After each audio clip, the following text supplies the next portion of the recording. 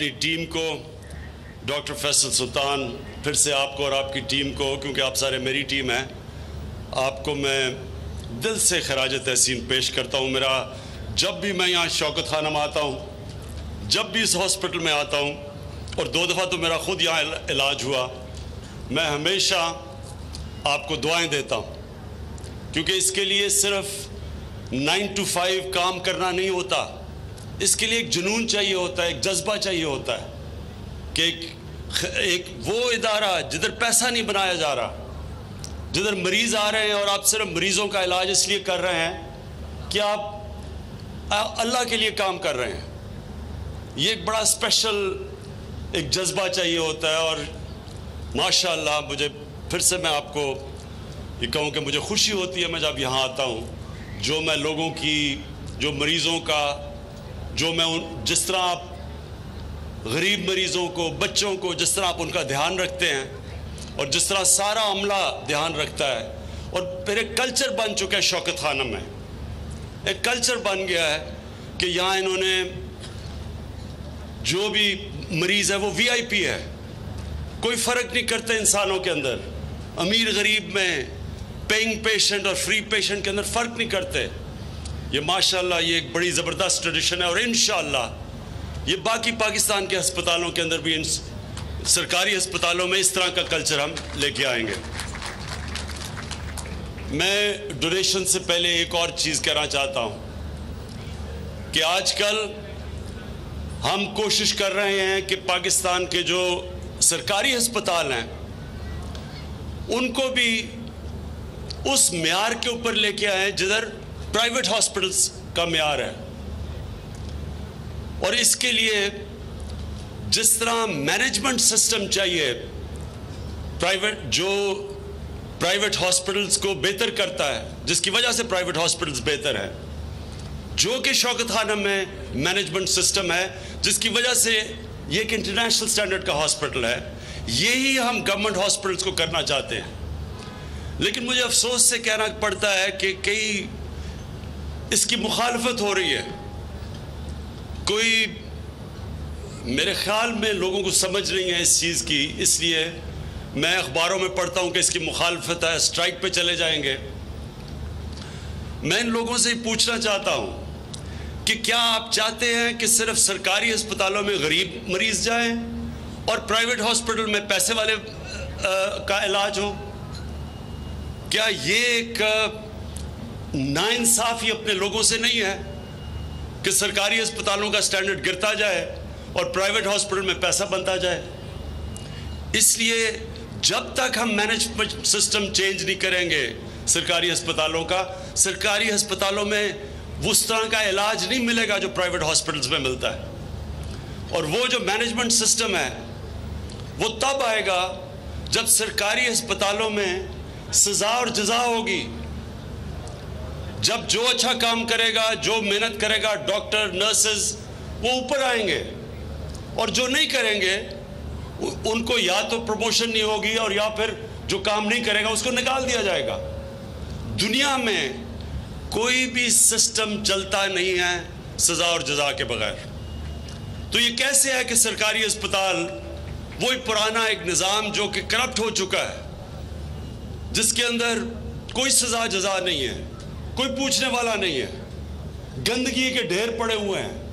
کوئی اکاؤنٹیبل نہیں ہے، وہ سسٹم جب تک چینج نہیں ہوگا سرکاری ہسپتال ٹھیک نہیں ہوں گے،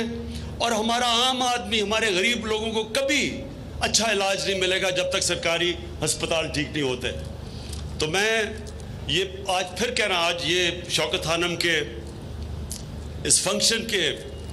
ادھر سے میں آج پیغام دینا چاہتا ہوں کہ ہم اس ملک کے سرکاری ہسپتالوں کو ٹھیک کریں گے،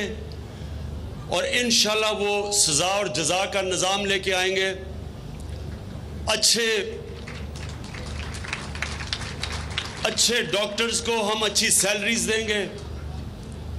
اور انشاءاللہ بہترین ٹیلنٹ لے کے آئیں گے، اور جو بھی اچھے ڈاکٹرز ہیں وہ چاہیں گے کہ ہم سرکاری ہسپتالوں کو ٹھیک کریں۔ تو میں آج یہ ضرور کہنا چاہتا ہوں کہ مجھے بڑا افسوس ہے کہ اس تبدیلی کو، اس سرکاری ہسپتالوں کو بہتر کرنے کہ راستے میں رکاوٹ بنے ہوئے کئی لوگ. اور میں یہ آج پھر واضح کر دوں کہ ہم نے کسی صورت کسی قسم کی رکاوٹ برداشت نہیں کریں گے. ہم نے انشاءاللہ اپنے سرکاری اسپتالوں کو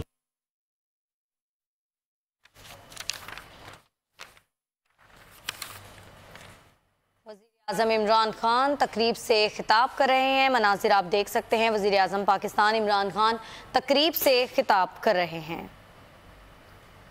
شوکت خانم میں ملتی ہے. شوکت خانم کے اندر پیئنگ جو پیسے دے کے مریض آتا ہے اور جو مفت علاج کرواتا ہے، شوکت خانم کے ہسپتال کے ڈاکٹرز، عملہ کوئی فرق نہیں کرتا امیر اور غریب میں، پیسے والے اور جو کہ جس کا مفت علاج ہو رہا ہے. اور اسی لیے میرے خیال میں اللہ کی برکت ہے اس ہاسپٹل میں کہ اس کے باوجود کہ ہر قسم کی مشکلات کا ہم نے سامنا کیا ہے. اور آج مجھے بڑی خوشی سے کہنا پڑتا ہے کہ شوکت خانم ایک انٹرنیشنل سٹینڈرڈ کا ہاسپٹل ہے. اور اب جو پشاور میں ہاسپٹل ہمارا بنا ہوا ہے اور وہ جو جدھر اب ریڈیشن فیسلٹیز بھی آ گئی ہیں، جو شوکت خانم پشاور ہاسپٹل ہے وہ آپ یہ سمجھ لیں کہ لاہور کے شمال میں افغانستان تک کوئی ہاسپٹل نہیں جس کی اتنی ماڈرن فیسلٹیز جو کہ شوکت خانم پشاور ہاسپٹل میں ہیں. اور جو آپ نے دیکھی ابھی جو ماڈل دیکھا وہ ہے کراچی شوکت خانم ہاسپٹل کا. وہ لاہور سے بھی بڑا ہاسپٹل بن رہا ہے. لیٹسٹ فیسلٹیز ہیں، اسٹیٹ آف دی آرٹ ہے. اور انشاءاللہ وہ پاکستان کا ماڈرن اور سب سے بہترین ہاسپٹل بننے جا رہا ہے جس کی اب گراؤنڈ بریکنگ ہو گئی، کام شروع ہو گیا وہاں. میں اب سب سے اپنے جتنے بھی یہاں آج ہمارے بڑے ماشاءاللہ گیسٹ آئے ہوئے ہیں، میں آج آپ سے بھی کہتا ہوں کہ آپ نے دل کھول کے ڈونیشنز دینی ہے شوکت خانم کو، اپنی زکوٰۃ دینی ہے. رمضان کا مہینہ ہے، آپ کی زکوٰۃ کے ہم منتظر ہیں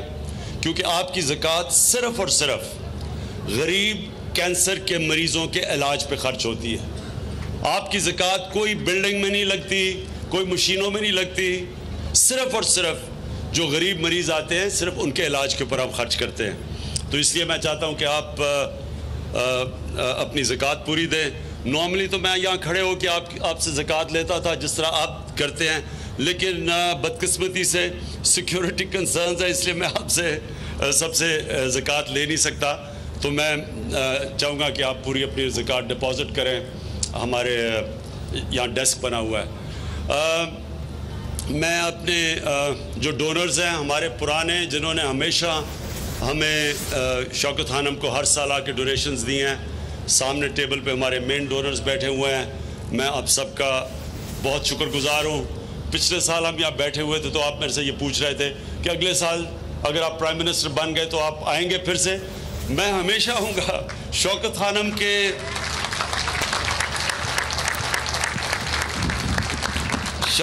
کی فنکشنز پہ ہمیشہ آؤں گا کیونکہ یہ ایک نہیں، دو نہیں ہے، تیسرا انشاءاللہ شوکت خانم بننے جا رہا ہے. اور اب یونیورسٹیز بھی میں نے بنانی ہیں. ایک دوسری یونیورسٹی، ایک نمل یونیورسٹی، اب ایک دوسری القادر یونیورسٹی کی گراؤنڈ بریکنگ ہم نے کی ہے سوہاوا ڈسٹرکٹ میں. اور وہ بھی میرا ایک بہت بڑا خواب ہے کہ پاکستان میں ہم لوگوں کو صرف یہی نہیں کہ ہم لوگوں کو سائنس اور ٹیکنالوجی، جو لیٹسٹ دنیا کے اندر سائنس اور ٹیکنالوجی ہے وہ سکھائیں اپنے نوجوانوں کو، بلکہ اپنے نوجوانوں کو یہ بھی بتائیں کہ یہ ملک بنا کیوں تھا، کیا وجہ تھی کہ قائد اعظم اور علامہ اقبال دو ہمارے نظریاتی، ایک نظریاتی ہمارے رول ماڈل اور لیڈر اور دوسرا ہمارے پولیٹیکل لیڈر، دونوں نے کیوں اس ملک کو بنایا تھا. تو وہ ہمارے یوتھ کو پتہ ہونا چاہیے، سمجھنی چاہیے کہ پاکستان کیوں بنا تھا، تاکہ ہماری نئی لیڈرشپ آئے، ہمارے یوتھ کے اندر سے وہ لیڈرز آئیں جو کہ سمجھیں کہ یہ ملک بنا کس لیے تھا، تاکہ اس پاکستان کے نظریے کو وہ آگے لے کے جائیں. اور انشاءاللہ یہ ملک جب ایک عظیم ملک بننے جا رہا ہے تو اس میں ہماری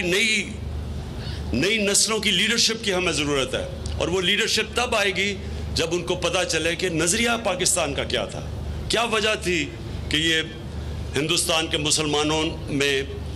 انہوں نے سارے،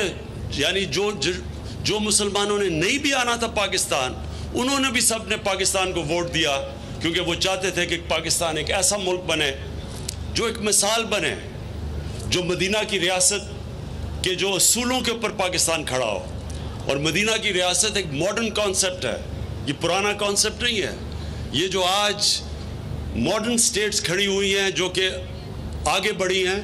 वो उन्हीं उसूलों पे खड़ी हुई हैं जिस पे